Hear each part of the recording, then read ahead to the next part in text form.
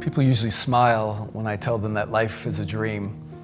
They think I mean life is like a dream, but to me it's not like a dream, it really is a dream. And that may be a little bit much to manage, but it's a dream nonetheless. I mean, it's real and solid and tangible, expensive, painful, but it's a dream.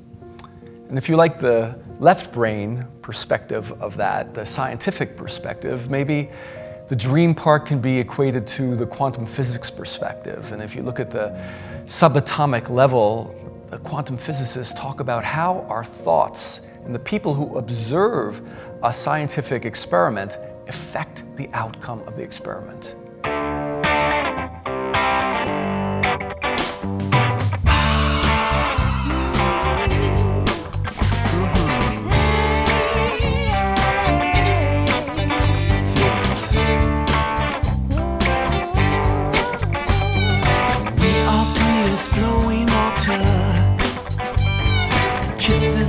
Space and time.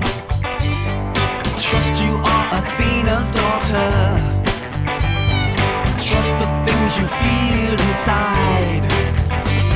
'Cause we are not our bodies, baby. We're not our minds. When we put our hearts together, I know we'll find we are la la la la la. It might blow people's minds, but it's pure science and replicated thousands and thousands of times.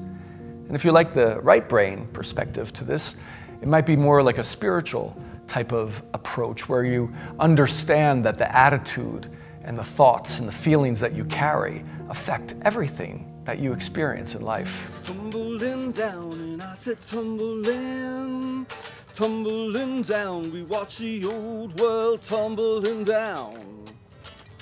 The old world tumbling down. The old world tumbling down. And these experiences, this dreaming, is affected by our choices, and we're making choices all the time. Some of these choices are affected by this left brain, what we do to help our families, to do the right thing by the community. And for me, I guess that's kind of part of the story of all of us. We make those choices about doing the right thing. And for me, you know, I've done this whole life of making DVDs and working in production and doing all the right things for a job and making money and doing all the things that are right for the community, for family, doing those things that make you feel good. So this part of life where I've done all these Qigong DVDs and I've worked really hard to do things to help inspire other people were surely from my heart. But they're also doing it because it was the right thing for other people. It was the right thing for the world. This is what the left brain does. This is, curiously, on the right hand, which is connected to the left brain. It's that linear thinking, that doing the right thing by logic. So we all live that part of our life, and I have. I've done all the things I've done in Hollywood. I've done all the things that I've done in the computer graphics world and the video production world, and producing these DVDs and the television programs I have for PBS.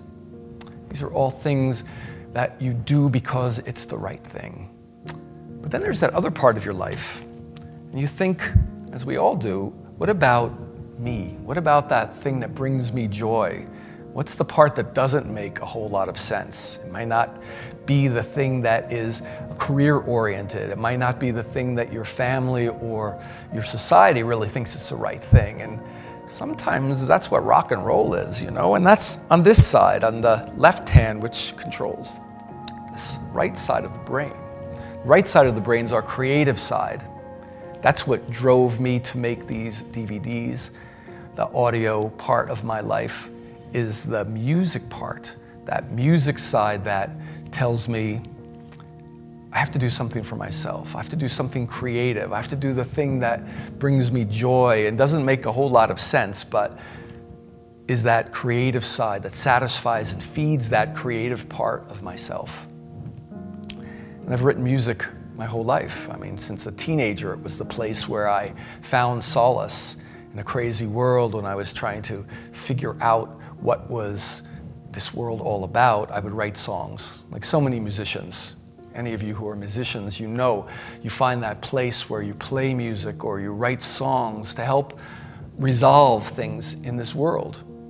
So for me, as my years have gone on, I always put my music in the back. I always made it a secondary or tertiary part of my life while I was busy doing all the right things for the world. And that's the journey we all go on. And until one moment, you have to decide, what feeds me? What feeds my soul? What's that thing that really brings me joy and doesn't make any sense on a logical level? So I guess I've come to that place, and last year I decided it's time to make that music CD that I've always wanted to make. And fortunately, I have lots of great friends around the world, and it took a lot of them. When you check it out, you'll see that lots of musicians from lots of different places came together to make this CD possible. And I think that's what's so much fun about it. And we started in Hawaii. We started at a core recording of the basic tracks.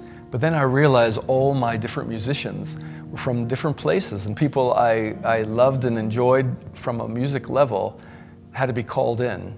So we used a lot of really cool technology that came from that left brain thinking. All that part of me that learned technology came into being for that. So you find in life you can start to follow your heart and then call upon all the things that came in your life that helped make you who you are. And at some point you bring it all together. So when you follow your heart, all of a sudden you might find that it can be the thing that can fit both sides. It can be the right thing for your community and for your family, and you follow your heart. You might find that is actually the best path. And I guess that's what I'm discovering with my music. It's bringing me joy, but it's bringing a lot of other people joy as well.